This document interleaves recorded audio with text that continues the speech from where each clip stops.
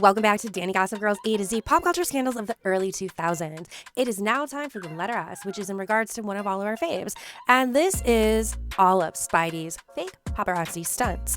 Spencer Pratt and Heidi Montag were the villains we love to hate on the hills. People are talking smack about you in middle school. Yeah, how do you, actually, that's interesting because you guys have had a lot of like gnarly press. How do you get Pat? Like when you read stuff, like what do you do? Heidi still is like ready to move to Crescent View. I don't want to just want to go on a hike. Yeah, for me, it's a little more challenging than it is for Spencer because things can be hurtful and mean. And especially with Gunnar involved, I'm more protective and don't want to, and it's just so unnecessary sometimes. It's just nasty. Like people who are nasty, I think it's just gross. So there's a line with that. And with negative press, it just depends on what it is. Like I know with my surgeries and stuff, I expected some kind of blowback because no one was even talking about surgery. And I just want to be able to be honest with what I was going through.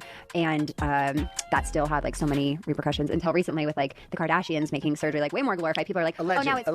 Allegedly, whatever. That's fillers, okay, honey. And, for whatever. I don't know what right, I mean, true. Okay, the culture has changed totally with celebrities. Here's the gag. They stage half of their drama. From fake paparazzi shoots to selling stories to the tabloids, they master the art of 2000s clout chasing. Love them or hate them, Speidi made sure they stayed in the headlines. Was it genius marketing or just reality TV chaos? I know back then, a lot of us, including myself, found it a major cringy, but looking back, they really paved the way for everyone and was really ahead of the game. And I remember you came and you're like, oh, I got here early and I went over to Gelson's hoping that someone would recognize me, but nobody does. And you were so, like right away, I just clicked with your humor. I just think you're so naturally funny. And I remember the first time I had you on the show, people were like, what are you doing having him on your show? And blah, blah, blah, blah. And then, through the last few years with you being so active on Snapchat and TikTok and doing, my show and having your own show, like people now realize that you really are just a good family guy in love with his wife, funny and brutally honest, and you have people's back and you are loyal.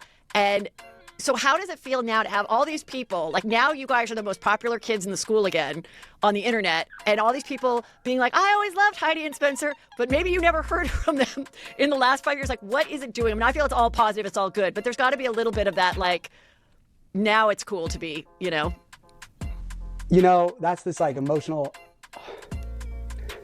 I can't even enjoy it because it's like last night I was on a call with the president of a record label, like they're talking about signing Heidi, and then my mom's, anytime I get like the moment of joy, it's just like so wrong for me.